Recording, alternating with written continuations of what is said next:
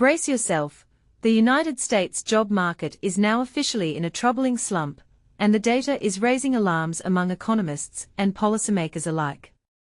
The reality, according to the latest reports, is more worrisome than most people realize.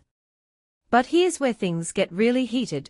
The July employment numbers were so underwhelming that President Donald Trump actually dismissed the head of the bureau responsible for the data, aggressively insisting that the numbers were manipulated.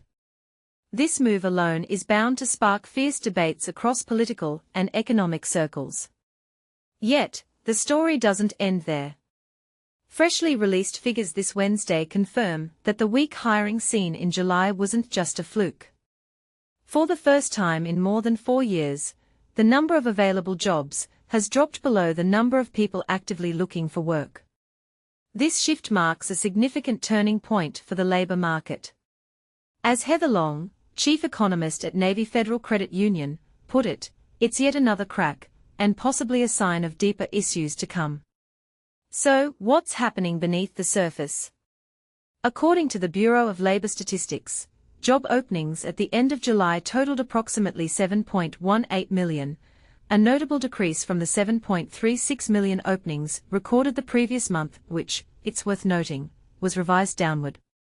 Perhaps even more troubling, this is the lowest number of available jobs in the past 10 months, and, for the first time since April 2021, it's actually lower than the total number of unemployed Americans, which now stands at 7.2 million.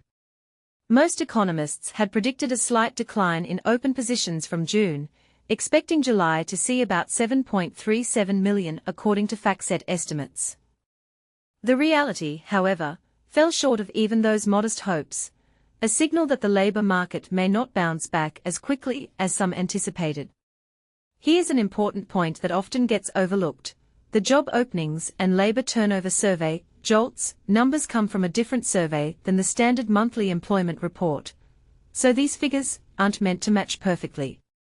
Still, JOLTS offers valuable insight into underlying labor market trends when analyzed alongside other data. For those keeping a close watch, this week's JOLTS report is just the first in a series of major employment updates, with the highly anticipated August jobs report set to follow on Friday. Economists predict only slight job growth, around 80,000 new positions, and expect the unemployment rate to remain at 4.2%.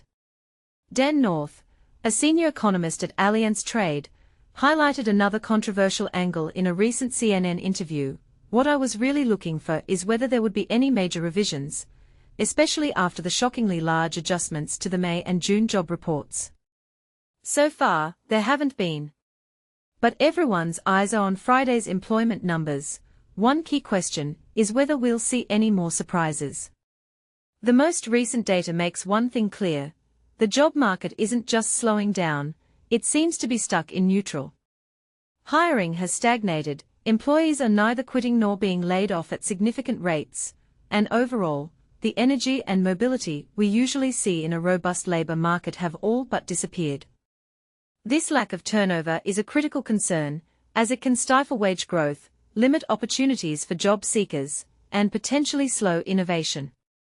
As Alison Shrivastava, an economist at Indeed, points out, labor market churn matters because it stimulates wage increases, helps a more diverse group of workers find opportunities, and supports the kind of innovation that fuels long-term economic growth. Lately, though, the opposite has been true. And this is the part most people miss.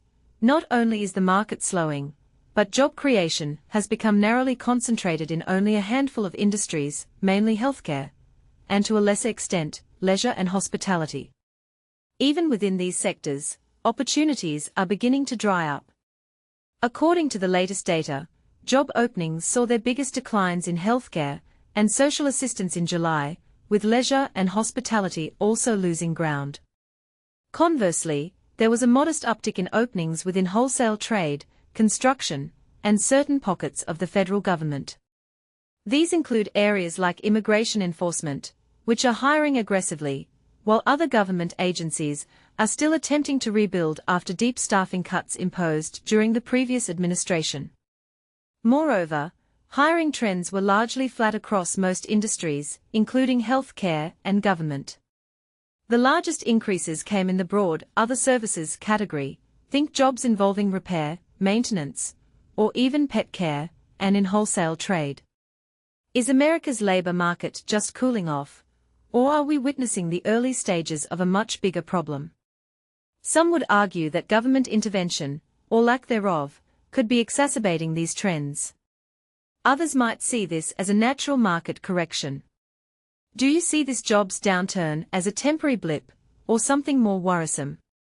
Should more be done to stimulate employment, or is tightening inevitable after years of growth? Where do you stand? Share your thoughts and join the debate in the comments below. This is a conversation the country can't afford to ignore.